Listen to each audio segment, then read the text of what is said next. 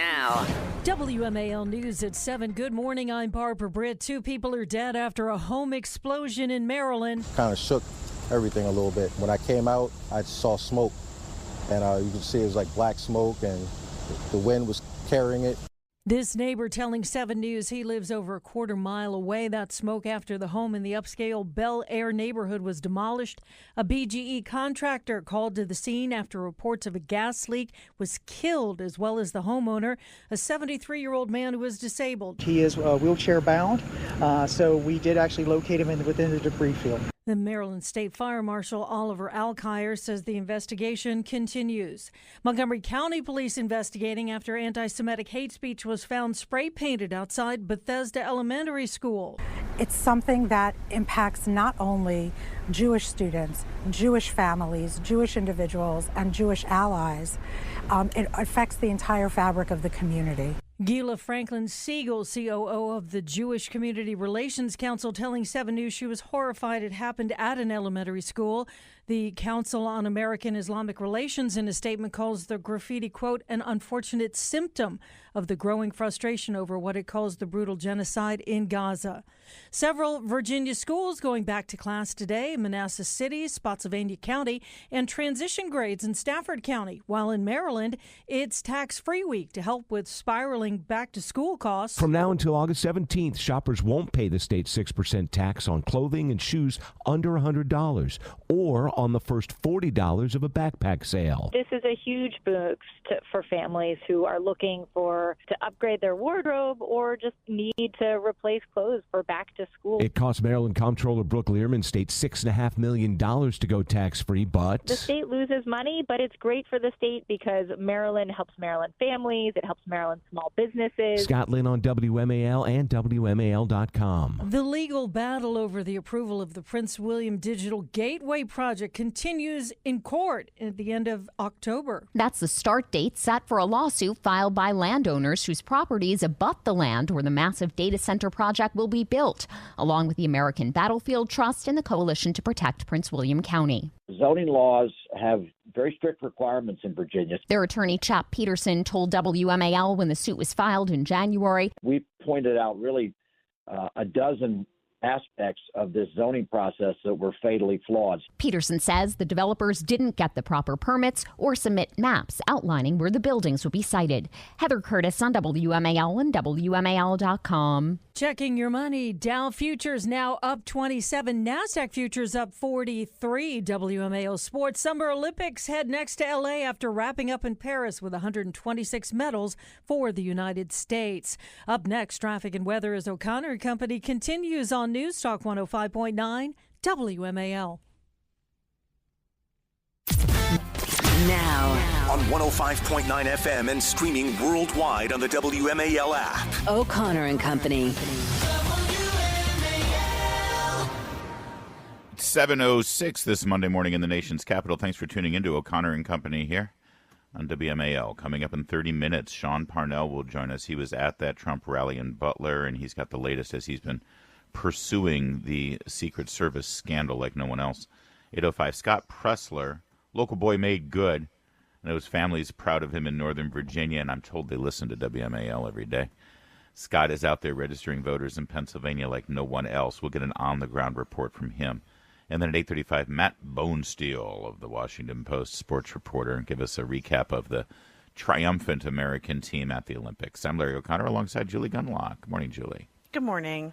And look who it is. It's Giuseppe diGenova, our legal analyst extraordinaire and former U.S. attorney to the District of Columbia. Hey, Joe, thank you for joining us. Good to talk with you. Delighted to be with you.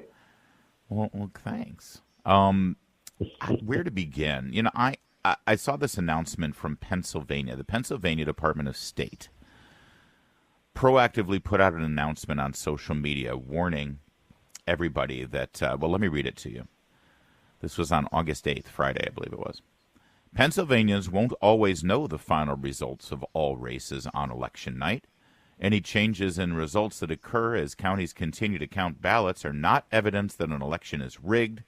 See the full explanation here at our website. So they're already trying to get out in front of this idea that there's no possible way that we can count all of the ballots, and that's why you won't know the results until later. You talk to any election integrity expert, and they will tell you that one of the worst things you can do to invite fraud in an election is to delay releasing the results of your count while other states have already released theirs, so you know exactly how many votes you need to achieve whatever goal that you want. Now, I'm not saying there's fraud going on. I'm saying that if you want to remove the appearance of fraud, you put a system in place that keeps that sort of thing from happening. And yet Pennsylvania is sort of telegraphing and even bragging about the fact that, oh, no, this is how we do things here in Pennsylvania. What can we be doing now, Joe?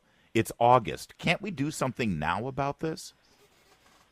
No, there's nothing you can do because Pennsylvania is run by a very smart man. His name is Josh Shapiro. You may have heard that name recently. Yeah. He was being considered by Kamala Harris to be her vice presidential nominee, but he couldn't be chosen because he was Jewish. And that meant he was too smart for her. Now, because he's so smart, you would think he'd be able to fix this problem with the Pennsylvania election system. But apparently he can't. But I misspoke. He doesn't want to. They not only are inviting fraud, they are about to commit fraud. Pennsylvania is a hellhole of electoral misbehavior. You start with Philadelphia, and the rest is easy. This is ridiculous. Now, just put yourself. Let's go back to ordinary times like the 1980s. Do you think the New York Times would write an editorial about this then and say this is unacceptable? You will not see that editorial today or tomorrow or any time in the near future from the New York Times or the Washington Post. And the reason is very simple. Both of those newspapers want a corrupt result. I have long since given up on the notion that these journalistic institutions, all in air quotes, can do anything for the common good. These folks are about one thing, and I consider Josh Shapiro part of this and their director of elections in Pennsylvania. They are going to direct the result for the Democratic Party. I don't care what anybody says. No modern state can make the announcement that Pennsylvania made and be able to say that it's open for business to modern companies. This is a joke. This is a prediction that there will be fraud because it is inviting it. Yeah, and you've got... And by the way, there's nothing we can do about it. They run their state. You have a corrupt federal government. You have a corrupt Department of Justice. Their election integrity union at the Department of Justice is for one thing, help Democrats get elected. So this is going to work in Pennsylvania unless some good judges and good lawyers are very fast on their feet. Meanwhile, Governor Youngkin of Virginia, he issued an executive order saying that they're going to be 100% paper ballots. We're not using voting machines. And DeSantis, too, questioning this from Pennsylvania. DeSantis saying that we have millions more votes cast, and yet we're able to give those election results that night. So this is definitely disturbing. But I want to switch Two over governors, two different results. Ron DeSantis, Republican, running a clean state, Florida. Yep. Josh Shapiro, the rejected vice presidential nominee, running a corrupt state with one purpose, to see that Harris wins in Pennsylvania. Just think about this. This is the 21st century. Pennsylvania cannot count its votes on Election Day. They could up until 2 elections ago. What has happened that they can't? They've got technology, they've got software, they've got computer, electronic voting, mail-in ballots, which can be counted ahead of time. What is wrong in Pennsylvania? The answer is very simple. There's nothing wrong in Pennsylvania. This is purposeful. It's purposeful. Meanwhile, Kamala Harris is now saying that she's going to get tough on the border. Joe, what prevents her from getting tough on the border right now? She's vice president. Well, she has a boss. She may be vice president, but she has a boss. His name is Uncle Joe. And I don't mean Stalin, although they're dangerously close to that analogy. The bottom line is very simple. She is a walking fraud.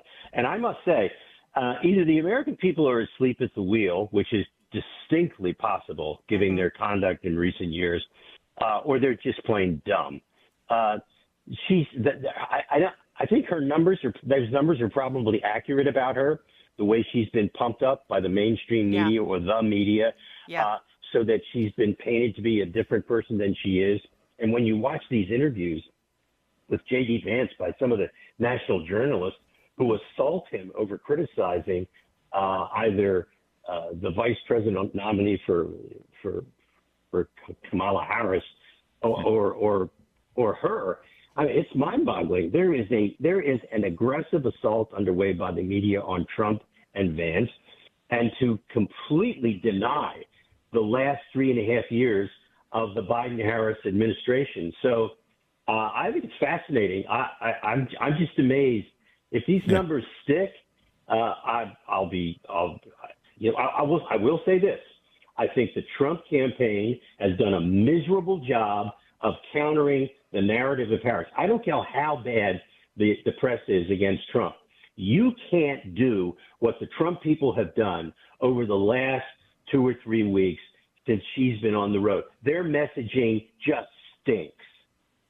Yeah, they look like they've been caught flat-footed and complaining about, or saying, well, her crowd sizes aren't that big. No one cares.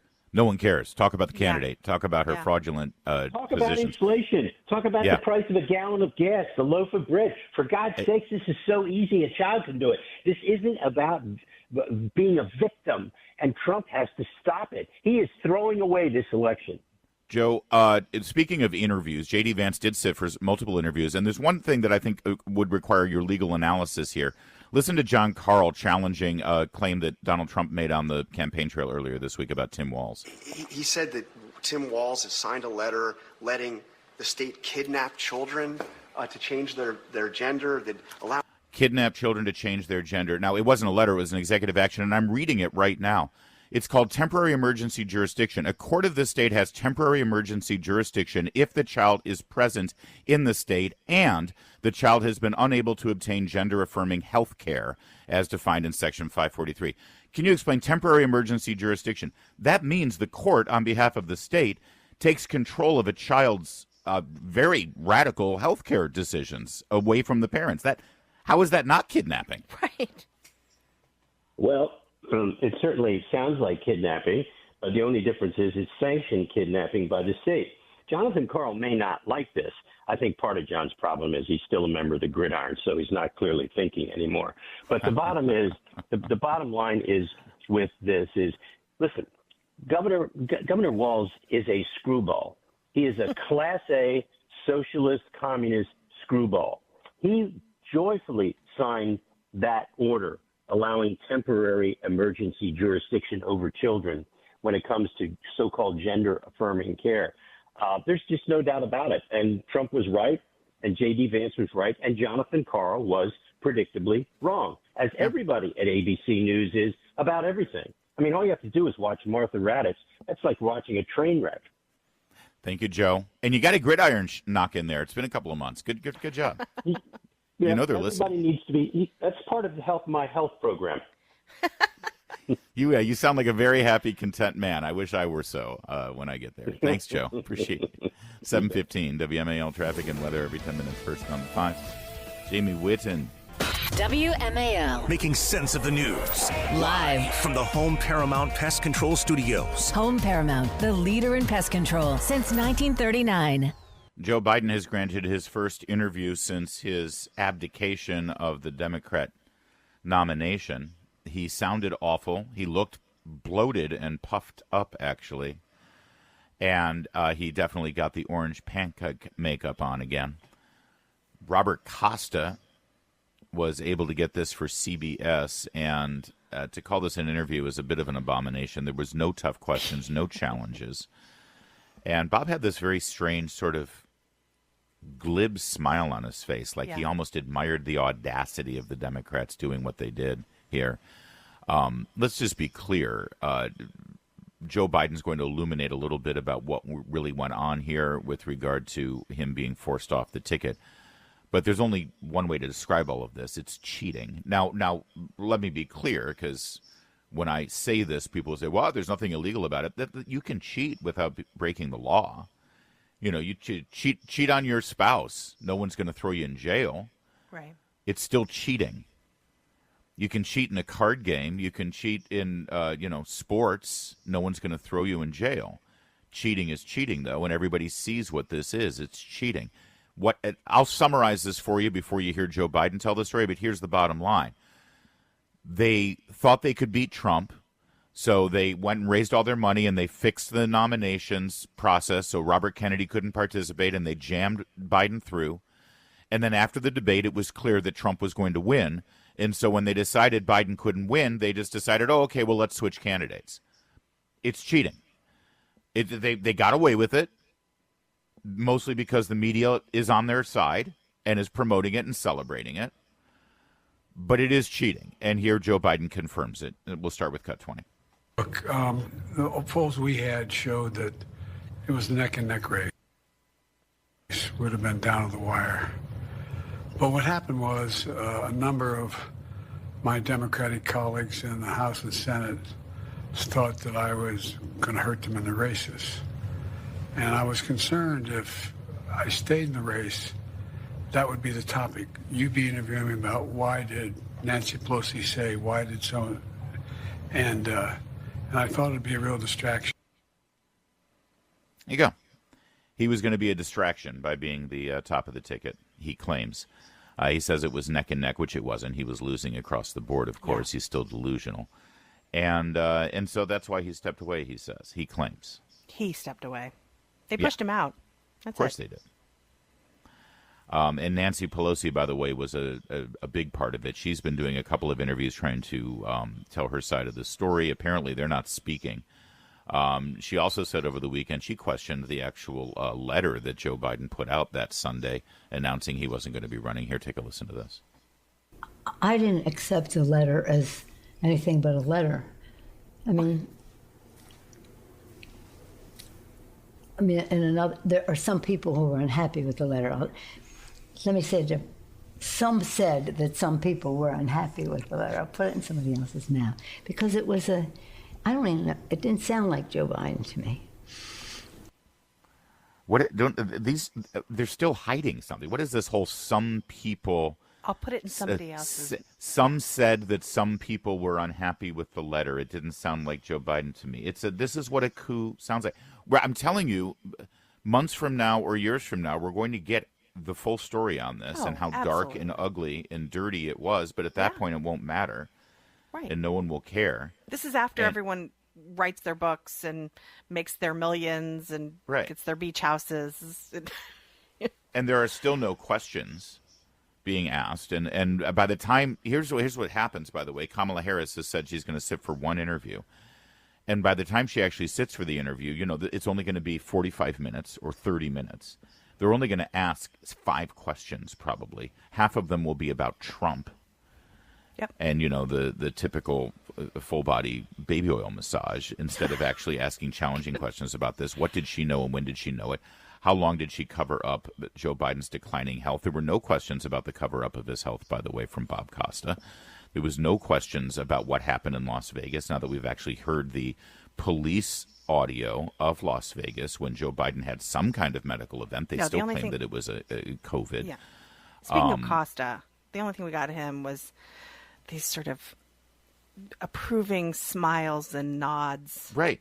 Hard to believe like, he worked for what National a statesman. Review. What a statesman, and he's just such a champion, is all you heard from Bob Costa. It's gross. We're watching this transpire before our eyes, and I know that you're frustrated, and I know that you're angry as you see this too. All we can do is shed light on it, express and reflect your anger and your frustration, and keep you focused and keep you motivated. Because ultimately, again, they can't steal this the way they're acting like they're going to steal it if we overwhelm them with votes, okay? And for all of you who say, it doesn't matter, it's rigged, it's rigged. No, you're wrong. You see, if it was so easy to steal the election, if it's not close, then they would have just stuck with Biden. They wouldn't have risked this. They risked this because they knew they were going to get wiped out. So we just got to keep that going. We need to wipe them out in November in the ballot box. Okay? If it's not close, they can't steal it. But we're watching it happen before our eyes. We are as frustrated as you are. And we don't mean to just complain about it and say, look at. No. We're showing it to you so you can go out and you can be Scott Pressler. And you can be excited and motivated and focused like a laser beam on the next 85 days to pull this thing out. That's what's needed. So turn that anger into something positive. It's 7:24. Now on 105.9 FM and streaming worldwide on the WMAL app. O'Connor and Company.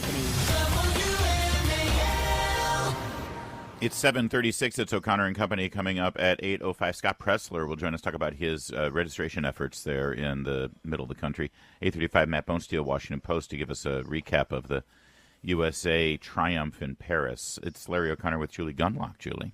Good morning. Good morning. I just want to play this real fast because this is newly uncovered audio from the September 11th remembrance at the Minnesota State Capitol. This is Governor Tim Walz reflecting on his time in the military. And listen to this. As our political systems became more difficult for all of us to understand, I stood one night in the dark of night on the tarmac at Bagram and watched a military ramp ceremony. Hold on. He just claimed in his own words that he stood on the tarmac in Bagram. The man never set foot in Afghanistan.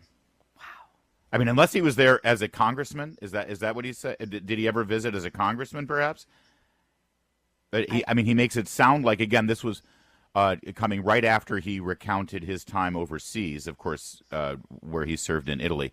This thing is unraveling fast. And a quick hat tip to my friend and colleague Hugh Hewitt, who played this earlier this morning on his program.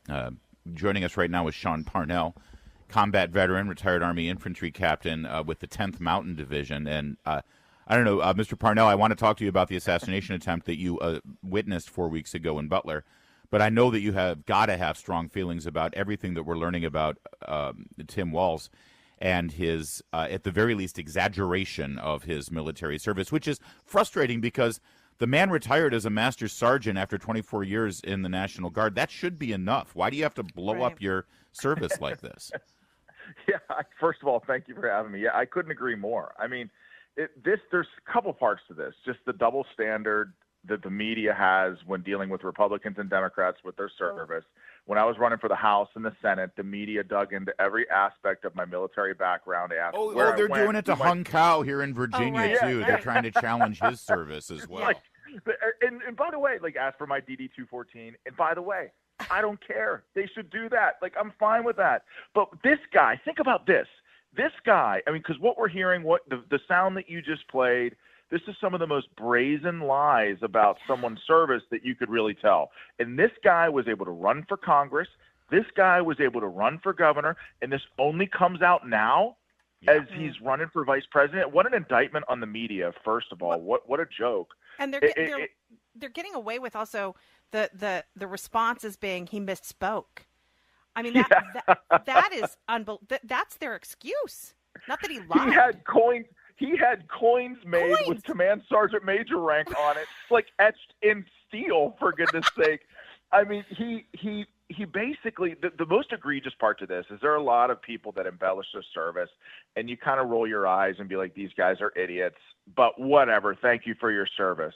What's egregious for him is that he sent his soldiers into the fray, and let's be honest here, he knew he was a senior non-commissioned officer, basically the father of his battalion, the heart and soul of his battalion. He knew long before 2 months that they were going to Iraq and had any sort of notification order. He knew exactly what was going on as a senior leader, and he consciously chose, he said, holy smokes, I don't want to go there. I'm going to retire now so I don't have to deploy with my soldiers. And while they were there, being shot up, blown up, wounded, killed, he's back here claiming the accolades for that sacrifice. Yeah. That to me is just morally hazardous. If I've ever seen anything morally hazardous, it's that. That's terrible. That's gross. What Sean Parnell, directly the character of the man. His chaplain has called him a coward. I mean, what have you got to do to have a chaplain speak out?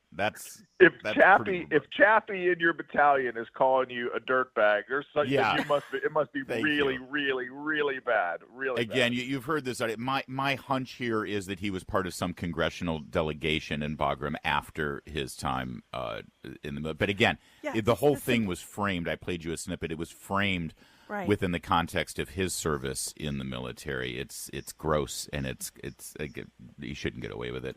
Sean Parnell, though, I do want to ask you about the latest that we're learning now about the Secret Service and what went down. It's, again, remarkable to me that it's only been 4 weeks since this assassination attempt against Donald Trump, and there isn't more scrutiny being played on the Secret Service and the decision made. The bottom line is the Secret Service has one job, and that's protect Donald Trump that day. They failed to do it. Everything else is noise. We just need to know why they failed to do it and who made the decisions that led to that failure. Are we any closer in your estimation? No. And what's crazy is I spent four weeks now racking my brain trying to figure out how something like that could happen. And now, I was in the infantry in Afghanistan. I'm not an executive protection guy, but there are basics to how an operation like that is done. And one of the basics is like secure the high ground around you. That's about, you don't have to be like General Patton to know that, Yeah. And like that building, the satellite imagery just does not do it justice. That building, I mean, we were 20 feet away, right in the direct line of the bullets shot right over our head. It's like I could throw a rock and hit that building. That's how close it was. And for someone to not be up there physically is beyond me. For them to know that the threat was out there at best a full 90 seconds before, but the reality is probably 90 minutes before, and to still let President Trump go on that stage, it just makes absolutely no sense. And here's the other thing so the fact that it doesn't make sense, and the fact that you've had FBI Director Christopher Wray, the Deputy Director of the FBI, former Director of the United States Secret Service Cheadle, and now the Acting Director Rowe, every single one of those people in their press conferences and in their testimony to Congress have lied or misled the public in some way, shape, or form. Let me tell you both, and I don't have to tell you, but that is not a good dynamic. There's something going on here that they don't want to get out. Otherwise, why are they lying about it? And then you add to that the fact that the media has totally memory hold. It's like this is like it never happened. It's truly an unbelievable thing to behold. Never thought the media would be able to move on from it like the way that they have. But they don't even mention it anymore. In fact, some of these interviews that Trump has done, like they're so unprofessional on a level in which I haven't seen before. The media has shown no sympathy to the guy for almost getting shot in the head. And the truth is, people out there saying that he wasn't a good shot. Thank God he wasn't a good shot. But the only reason Trump is alive is because he turned his head at exactly the right moment. I mean, that's it. We've also learned that they actually made an arrest of a Pakistani national the day before, and they made this arrest in connection with an Iranian plot to assassinate Donald Trump. So, again, you would think that things would be heightened at this event, and it turns out things were actually quite lax. I guess I'm asking you, Sean Parnell, to sort of help me not leap to the worst conclusions about some sort of cancer inside the Secret Service. I don't think I hate to say worst conclusions, and I try not to look at it like that. I try to, if you're going to investigate this, and this is why, a task force, a bipartisan congressional committee is something that I would have much preferred to see a special commission, somebody that's outside of politics, law enforcement professionals, former Secret Service people. Maybe those people report to a committee, but first of all, they would already be knee deep in an investigation. Congress has been on their August recess. How much work on the investigation has gotten done over that time? Right. Probably not much. And when many of the members of Congress come back, they're going to be in campaign mode. But a special commission would have been able to at least give us some sort of clarity from experts who actually know what they're talking about. Like, this cannot be business as usual with another committee and politics getting in the way. Because the truth is that Democrats are also protected by the Secret Service. So, I think you'd think there'd be some sort of bipartisan consensus here, And when you're looking at this, through the lens of an investigator, Like, that has to be on the table. Was there some sort of willful negligence? I know it's an uncomfortable question for people to ask, but to me, that is the question, because if we're to rule it out, it has to be confronted head on, you know? And like, is it really that hard to believe? I mean, look what the Department of Homeland Security and the Biden administration did to RFK. I'll tell you exactly what happened. Clearly, they were mad that he was running. They were mad that he was going to potentially siphon away votes from Biden. And they said, you know what? No, you're not getting Secret Service protection. So is it really that hard to believe that they just starved President Trump of resources? And if something bad happens, like, oh, what a tragedy publicly, but oh, well, like nothing we could do about it. Like, that's exactly what happened.